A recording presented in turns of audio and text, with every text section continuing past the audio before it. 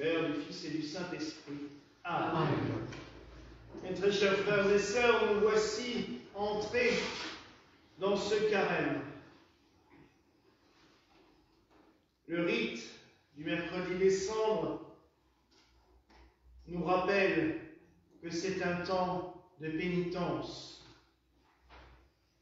Mais, je le répète aussi tout de suite et d'emblée, pénitence en latin vient de penitere, qui veut dire changer, pas forcément se flageller comme on nous l'a fait croire ou mis dans la tête pendant des siècles. Certains y ont trouvé la manière d'expier leurs péchés ou de changer, mais ce n'est pas non plus la panacée, l'autoflagellation, la mutilation. Changer son cœur, l'ouvrir à Dieu, retourner du côté, j'allais dire, obscur de la force vers la lumière. C'est cela, la pénitence. Et c'est vrai que même l'Église prend ses habits de pénitence. Ainsi, l'autel s'est revêtu de gris, et les ornements de l'autel sont de métal argenté. L'évêque ne porte plus son pallium. Il a mis la mitre qu'il préfère. La mitre de pénitence qui en plus fait mesure beaucoup plus... Elle est beaucoup plus haute que les autres alors qu'elle est beaucoup moins sympathique, mais bon. Mais tout cela, ça peut faire sourire. Et j'ai encore vu un commentaire ce matin qui me dit « Est-ce que tout ça, ça sert à quelque chose ?» Personnellement, j'insisterai sur le fait que oui. La liturgie gallicane nous habille ces prêtres de gris durant la semaine du carême, les semaines du carême, en rapport aux cendres et aux vêtements que l'on mettait à l'origine, puisque je rappelle que le temps du carême, lors de la vie des premiers chrétiens, c'était bien plus violent que ce qu'on vit maintenant. Tous ceux qui avaient fait un péché, j'ai déjà dit mercredi, mais je le rappelle parce que je trouve ça quand même assez cocasse, tous ceux qui avaient fait un péché grave durant l'année, le mercredi des Cendres, devaient le confesser publiquement devant toute l'assemblée. Sympa, on rigolerait. Et, bon, rien qu'avec moi, vous en auriez dit pour un moment, j'avoue, puis devaient se revêtir d'un vêtement de lin, et on les couvrait entièrement de cendres. Et ils gardaient cette tenue durant tout le carême. Et ce n'est que le jeudi saint ou le vendredi saint que l'évêque les réconciliait officiellement en leur donnant l'absolution. Vous voyez à quel point le carême à l'époque et la pénitence, c'était quand même quelque chose de... Parce que durant tout ce temps de pénitence, hors de question de communier. Ils assistaient à la messe assis dans le fond. Et en plus, ils assistaient à la messe jusqu'au moment des oraisons et du credo, parce qu'il y avait encore, qui était le rôle du frère portier, heureusement on ne le fait plus, parce qu'il y avait quand même un moment dans la messe, juste avant l'offertoire, où le frère portier se mettait devant l'autel et disait, il les chassait, tous les catéchumènes et les pénitents dehors. Donc ceux qui n'étaient pas encore baptisés ou ceux qui étaient en pénitence devaient quitter l'église. Et le portier fermait la clé. Pour bien marquer que... Donc vous voyez, des fois quand on me dit « Ah oui, mais il faudrait revenir à la simplicité des premiers chrétiens », c'était pas toujours aussi simple que ça. Et quand on était chrétien à l'époque, il fallait quand même que ce soit vraiment un engagement fort et puissant. Et à l'époque, ça ne choquait personne. Maintenant, dès qu'un prêtre dit un petit peu une remontrance, on dit « Oh, mais vous devez être charitable ».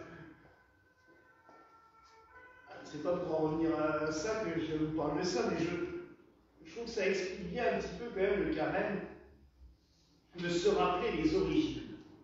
Donc, la liturgie des Gaules a gardé le vêtement gris en semaine. Le dimanche, qui est un jour sans abstinence ni jeûne, puisqu'en fait le carême dure 40 jours, sauf les dimanches. C'est pour ça qu'on commence le mercredi. Le dimanche, on met des ornements violets.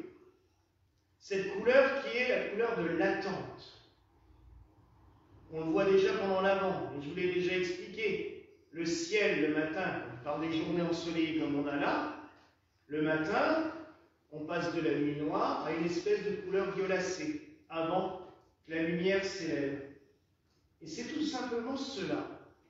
Le carême, c'est un temps de pénitence, un temps de changement, de retournement, de conversion de soi-même, mais aussi un temps d'attente. On attend la résurrection. À Pâques prochain, on célébrera le Christ ressuscité. Mais pendant ce temps-là, il nous faut partir avec Jésus au désert. Le carême, les chrétiens n'ont rien inventé. Le Christ est parti de lui-même jeûner pendant 40 jours au désert. Encore une fois, et c'est ça que j'ai toujours énormément apprécié dans le christianisme, c'est que l'on ne nous demande jamais quelque chose que le Christ n'a pas fait. On ne va pas nous dire de faire des choses que Jésus lui-même n'a pas été capable de faire durant sa vie terrestre. Bon, lui, il a jeûné totalement. Ça, ceux qui ont déjà pratiqué ne serait-ce que 3 jours de jeûne, déjà une journée, des fois c'est compliqué quand on jeûne totalement, mais ceux qui ont fait des petites cures comme ça de 3 jours, c'est déjà très compliqué. Donc 40 jours, j'imagine. Mais le fait de se retirer au désert, le fait de prendre du recul par rapport à la vie courante, par rapport à nos pratiques habituelles, cela ne fait jamais mal. Et le carême peut nous permettre de faire retraite, même avec les autres. Je le vois par exemple quand on lit les textes du carême. Moi, pour moi, le carême liturgique, le frère Antoine le sait, c'est un supplice pour moi. Parce qu'il n'y a aucune fête de saints, ou très peu, 4 ou 5. Ce qui fait que pour mes prédications, je ne peux plus me baser sur la vie d'un saint pour vous emmener quelque part. Donc c'est extrêmement frustrant pour moi, parce que j'adore raconter la vie des saints. Mais il y a des textes qui sont d'un enrichissement fabuleux. Et du coup, je suis obligé de forcer ma nature pour aller chercher plus loin dans les textes. Et en fait, chacun de nous, pendant le carême, est amené à cela. À aller forcer un petit peu plus loin notre nature. D'aller un petit peu titiller, voir ce qu'on peut sortir de mieux au fond de nous. Parce qu'on a tous du bon, et on le montre, mais des fois on a du meilleur encore à l'intérieur, mais on ne veut pas y aller. On a peur. Parce que c'est souvent cela. On préfère se cantonner dans un petit conformisme sympathique, une petite routine qui ne nous fait pas de mal et puis qui nous oblige à rien, plutôt que d'aller... Mais t'es capable de quoi au fond de toi? Sors un petit peu tes tripes, tu verras. Le carême, c'est aussi un peu ça. Aller chercher au plus profond de nous-mêmes. Au risque de tomber sur des mauvais côtés. Parce qu'au fond de nous-mêmes, on peut aussi avoir des côtés qui sont moins drôles, moins sympathiques, qu'on n'a pas forcément envie d'affronter. Et même le Christ, ça lui est arrivé au désert. Il s'est retrouvé confronté au diable. Le Fils de Dieu, fait homme, se retrouve face au pire côté. On pourrait se dire, mais comment c'est possible que Dieu ait autorisé cela? Son Fils, être obligé de se battre avec le diable. Mais le Christ était vrai Dieu et vrai homme. Et l'homme a malheureusement souvent affaire à son mauvais côté. Et en plus, Comme le mal a toujours cette fâcheuse manie d'utiliser à ses propres fins et en les détournant joyeusement les paroles de l'Écriture ou les meilleures choses, ben là, pour tenter le Christ, qu'est-ce qu'il fait? Il lui rappelle les psaumes. Ben, jette-toi dans le vide. Dieu a dit, les anges te porteront sur leurs mains. Si tu es le Fils de Dieu, tu n'auras pas de souci. Et j'aime bien la réponse du Christ. Dieu a aussi dit, tu ne tenteras pas le Seigneur ton Dieu. Et ça me rappelle cette blague. Oui, quand même, on peut raconter aussi une histoire, mais elle est tellement belle.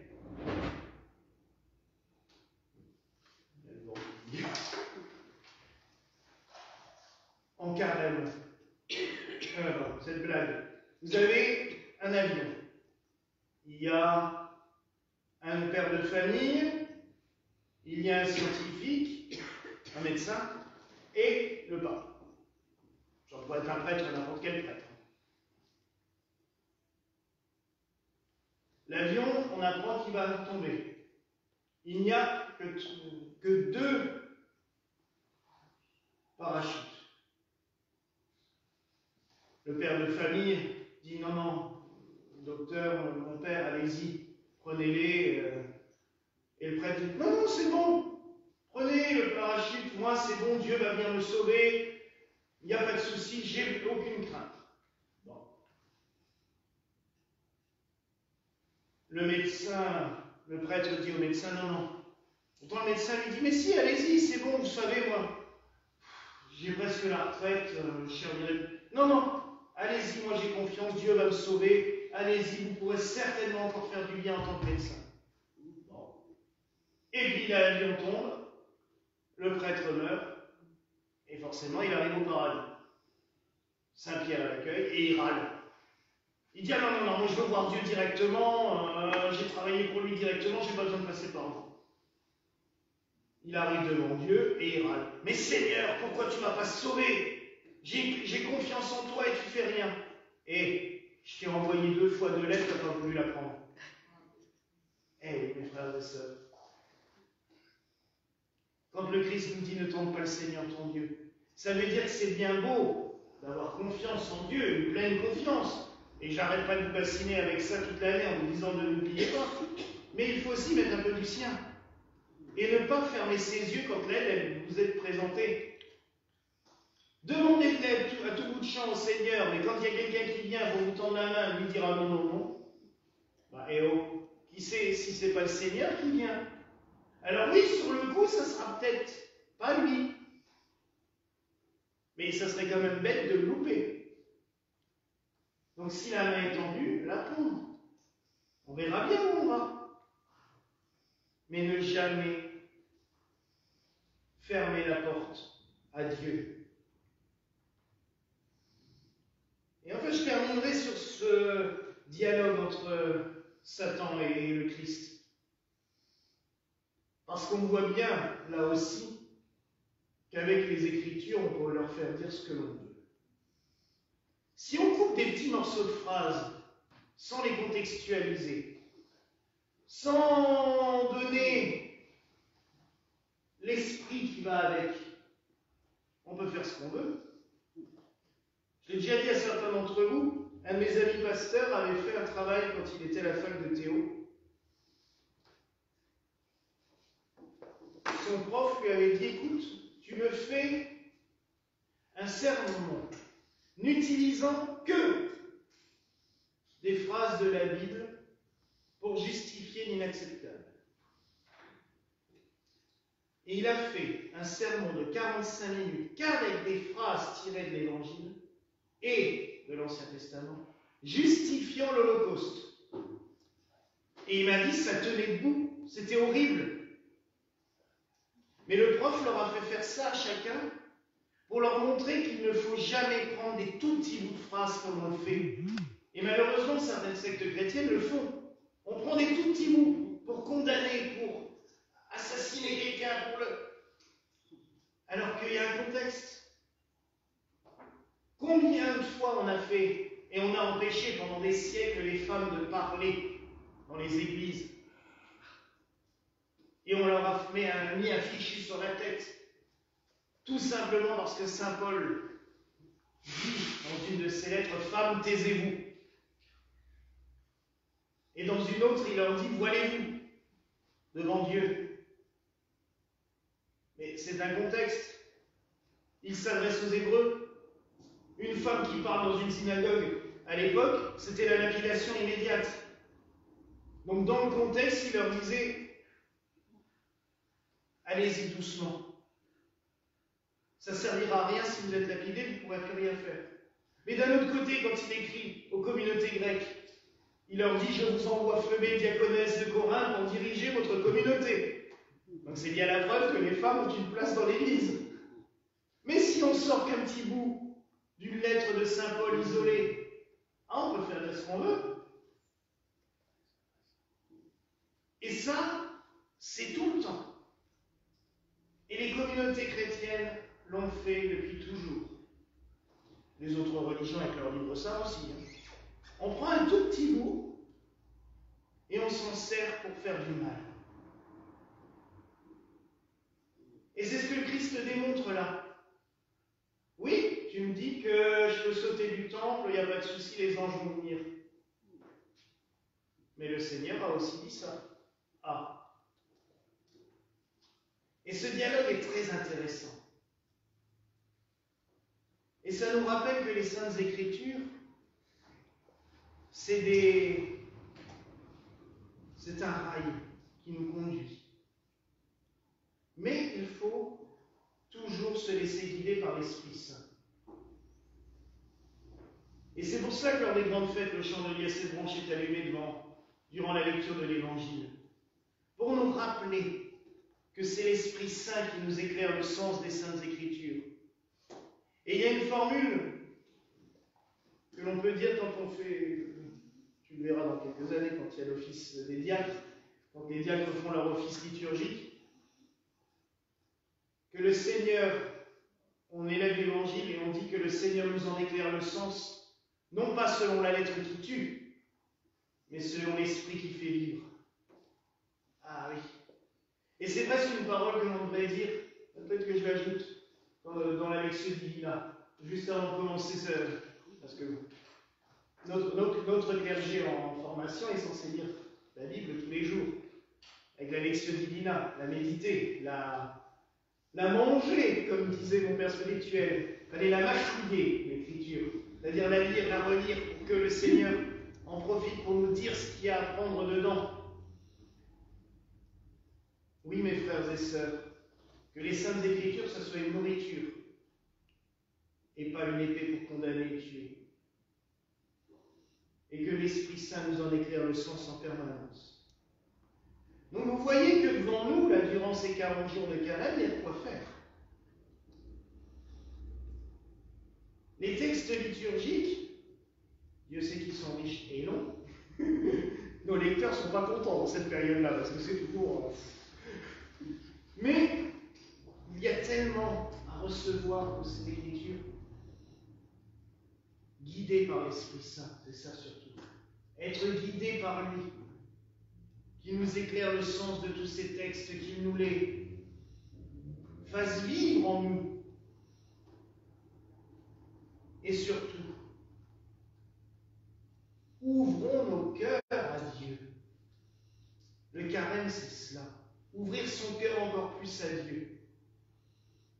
La liturgie diminue, les rites s'appauvrissent dans le bon sens pour que la moelle ressorte. Voilà. La substantifique moelle, comme disait Monseigneur Truchenotte, j'ai toujours beaucoup aimé sa formule quand il dit qu'il y ait juste ça qui ressorte, qu'on puisse prendre le meilleur. Durant le carême, c'est ça. Ça nous laisse juste le temps nécessaire de prendre la crème, le meilleur, pour se nourrir, pour avancer. Et comme ça, quand nous arriverons à Pâques, nous comprendrons encore plus, je pense, au plus profond de nous-mêmes, la joie de la résurrection. parce que nous aurons fait ce chemin au désert avec le Christ. Voilà, mes frères et sœurs, la grâce que je nous souhaite au nom du Père, du Fils et du Saint-Esprit. Amen.